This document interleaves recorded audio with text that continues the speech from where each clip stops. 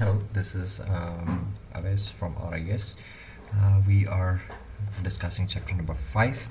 We had covered topic 5.1 and 5.2 recently. This video is about topic 5.3, which is variation of G with height.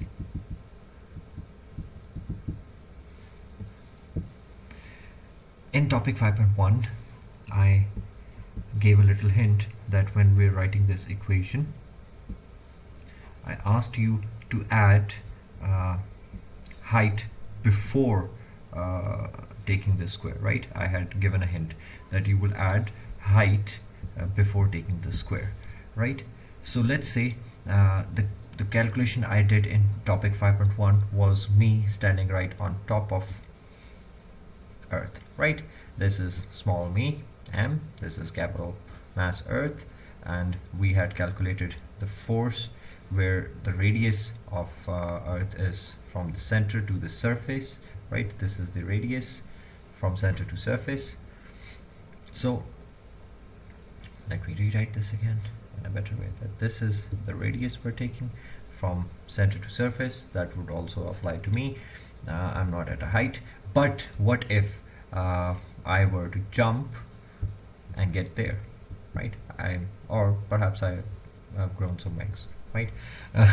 In that regard, what would be now the new force where I have certain height, right?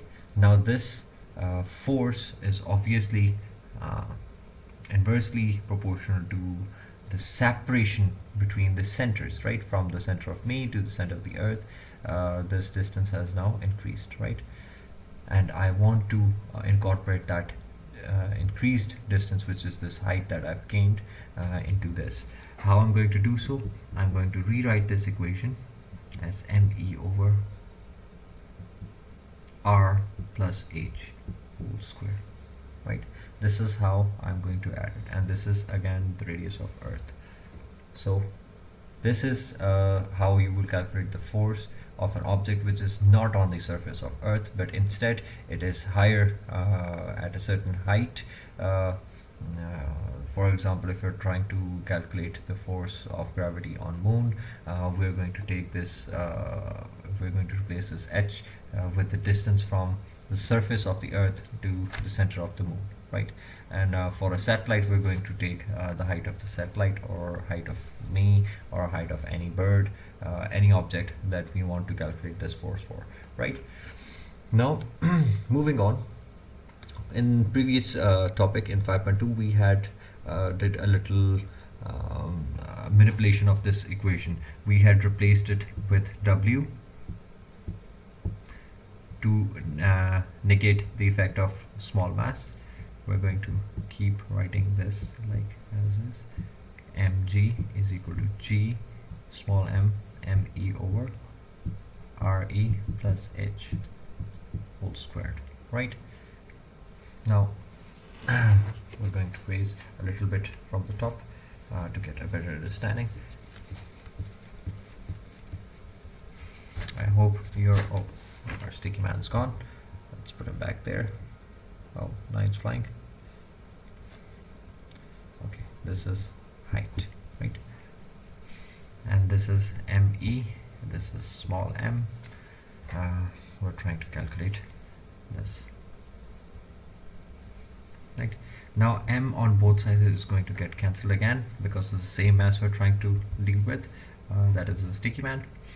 We're going to get g at a certain height, gravitation at a certain height would be equal to gme over re plus h whole square.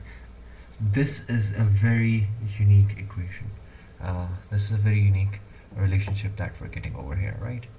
Let me just erase it. Sorry for that. Now this is a very important relationship. Why? Because from this we do know that if we increase this height, let's say if the sticky man just got a jet bag or something. He's flying now.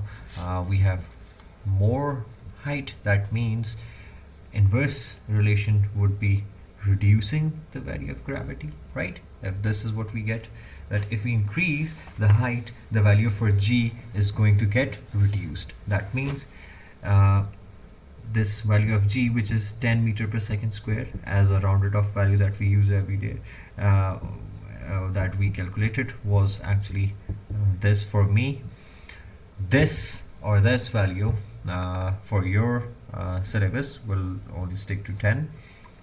This decreases when the height increases from the surface. If I take a jet back and just fly off the surface of Earth, the value of g will decrease from 10 meter per second to a lower value with height, as this relationship shows that increase in height will inversely affect the value of acceleration, right, which is g. So 10 meter per second will get reduced to a lower value the more the height is. So it means that if I attain a certain height, the value of g is going to be nearly negligible. That means the force of gravity of Earth would be negligible. For example, if I increase this height up to a level that the value of g is more or less equal to 0, that would mean that from f is equal to mg, this whole f will be nearly equal to 0, right? It's a little congested. Let me write it. If the value, let's take this part, right? Harder to write for me though. G is if g is nearly equal to 0, then from this we would know that my weight is going to be nearly 0, as well as there will be no force that would be affecting me. This force is also represented by this, so we can say that this whole thing would not give me enough value up to a point that this force of gravity on me would be nearly 0. So I can escape gravity.